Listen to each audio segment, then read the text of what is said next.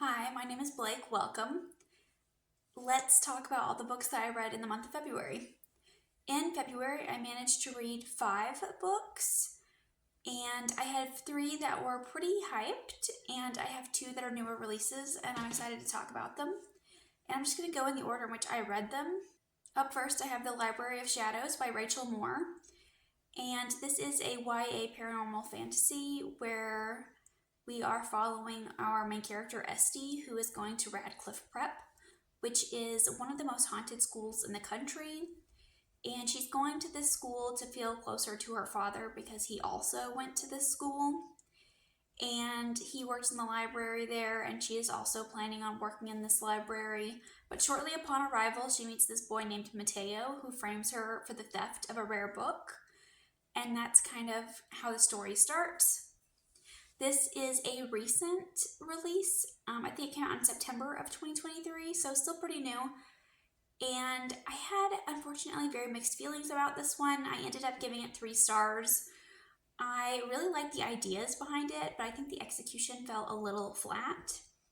It does have very autumnal, cozy, dark academia vibes, and I did like that aspect of the book.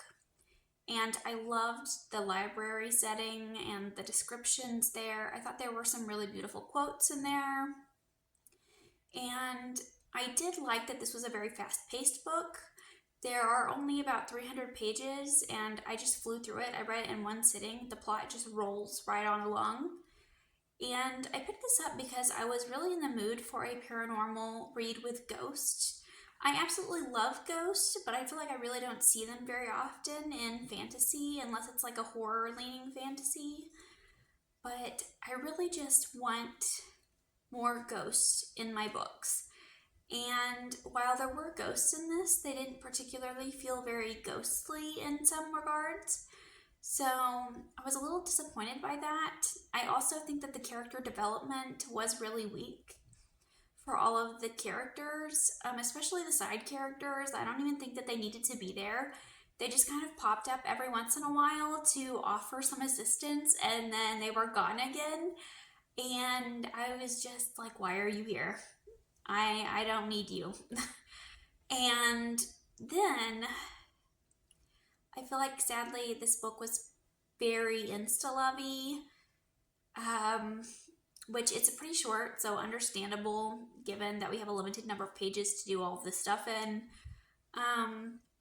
But we meet the love interest in chapter 1, and then they are immediately attracted to each other. So that was a little disappointing. Hello, Shergon. And then I do feel like this book was a little repetitive. I do feel like this book was very predictable, but that didn't bother me. I know it bothers some people, so I just wanted to mention it. And I ended up, it was fine, but I'm not mad that I read it. And I definitely think there is an audience for it, and I think there are a lot of people out there who would enjoy it. Next, I have Song of Achilles by Madeline Miller. And I was really in the mood for like a good, emotional, cry-worthy read. I was just in that sort of mood. And this is one that has been recommended so many times, but I've always put it off just for years because I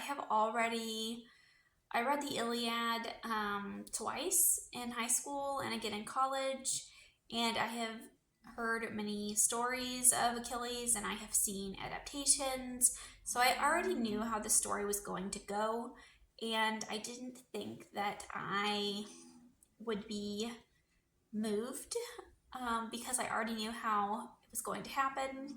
Also, I have always found Achilles to be a very unlikable character. I've always thought he was very pompous and arrogant and just very unlikable in general.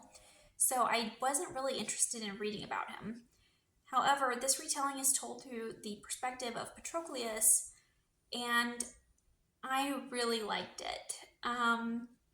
It wasn't as emotional. I didn't cry like I was wanting. I didn't get those emotional feelings, but I did really enjoy it. Patroclus is such a sweet and kind soul, And I do feel like seeing Achilles through his perspective does add something to Achilles. I think it makes him a more well-rounded character. I don't necessarily like him more, but I do appreciate his story more, I think. And I feel like this book was just so beautifully written. There were so many beautiful quotes. I initially gave this 4 stars because there were a couple of things that I didn't like. In the first half of this book, we are following them from childhood, kind of meeting each other and growing up together, and then training with each other. And then in the second half, we are in the Trojan War. I do feel like there was a point in the middle where things were a bit slow. And I feel like so much of their relationship is based on the physical appearance. Achilles is always talking, or Patroclus is always talking about how beautiful Achilles is and how everyone wants to be him. And he plays music and he's so beautiful and he has really beautiful feet. And he just has a whole foot fetish thing going on. And I really guess I was wanting more to their relationship more than just the physical side. I feel like I really don't understand why Patroclus loves Achilles. But maybe that's because of my bias towards Achilles that I feel that way. I also wanted to know why Achilles loved Patroclus. Like, I know why I love him, but I wanted to know why he loved him. And so, yeah, I didn't like those aspects, but I finished it over a month ago and I'm still thinking about it.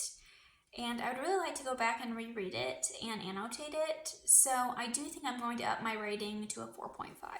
And up next, I have The Adventures of Amina al-Sirafi by S.A. Chakraborty.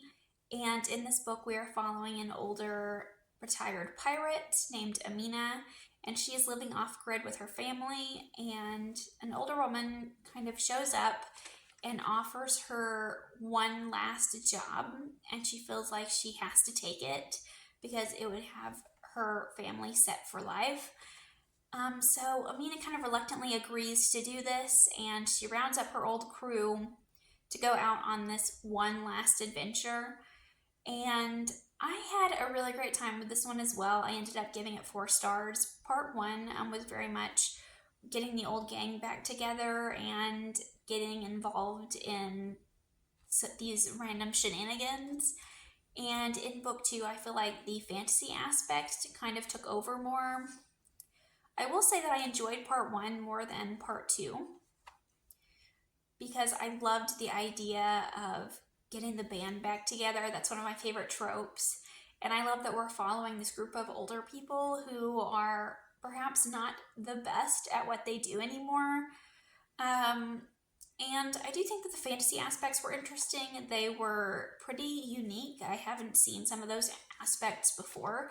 So I did like that. But I do feel like the end was a bit rushed and some things were rather brushed over. I do like that this can be read as a standalone,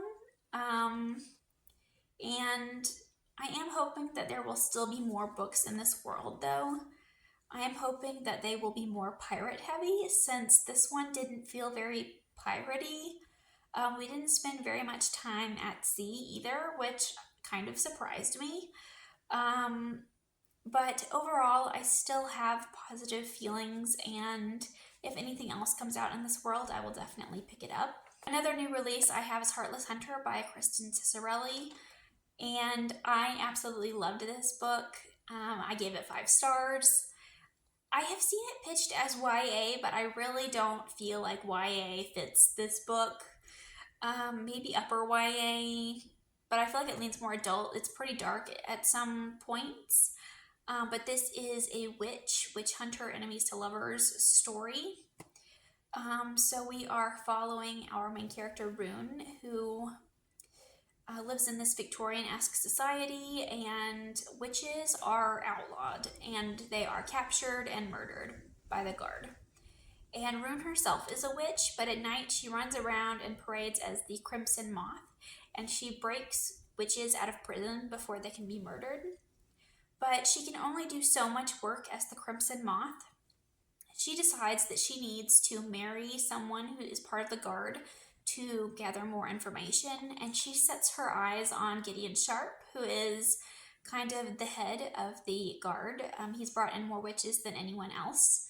And she plans to seduce him so that she can get more information about the witches and free more of the witches. And Gideon, we also have his perspective, and he suspects that Rune is the Crimson Moth. So his plan is to seduce her and get close to her so he can catch her in the act of being the Crimson Moth.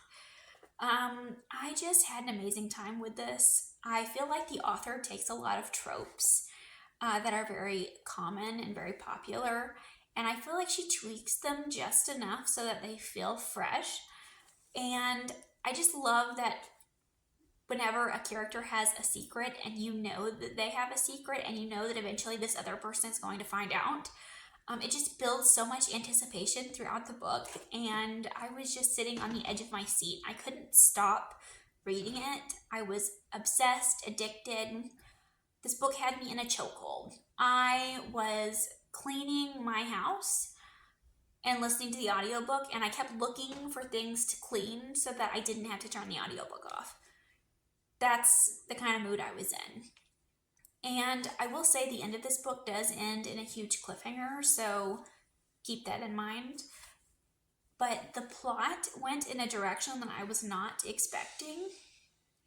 I thought I knew how this was going to go down, but it did not go in the way that I was expecting it to, and I love it for that. I was like, oh yeah, I know. I suspect that this is going to be how this goes down, or this is going to be resolved in this way, or we're going to do this. But none of those things happened, and I loved it. And I will say there was a big reveal at the end that I saw coming from very early on in the book. And I think that some people would dislike that. However, it didn't deter me from enjoying the book because that just added on to the anticipation for me. I knew it was coming and I couldn't wait for this reveal, so I was also really enjoying that aspect as well. And I feel like this book has some tropes that I generally don't like. And I've seen reviews where people say that they didn't like the tropes in this. And I feel like it's interesting because I feel like you could kind of argue that they do fall in that trope, but also there's something about them that changes it up just a bit. I would hugely recommend this to fans of Enemies to Lovers, or if you enjoyed Serpent and Dove, I would recommend this as well. Definitely pick this one up if you are a fan of those things. And lastly, I have The Last Kingdom by Bernard Cornwell. And I know I said I wasn't going to do any historical fiction reads this year, but I had already planned to buddy read this with a friend, so we decided that we were going to buddy read it and watch the show. I was kind of surprised. I'm not normally a fan of historical fiction, but I did enjoy this one. I ended up giving it 3 stars, but in this we are following Uhtred, who is the son of a nobleman, and he has been captured and raised by the Danes, and we are learning the story of his life as he is telling it to us, and we're following him from a young boy into being a man in this first book. And I will say I feel like the middle was a bit of a slog at points, but I feel like it was incredibly well written. There was great storytelling. I really loved the battle scenes, but I do feel like it was incredibly rushed, and I feel like there was a lot of telling and not showing. Like there were moments when Uhtred would tell us that something was hurting him or that he was upset about something, but I never really felt his sadness in the way that I wanted to.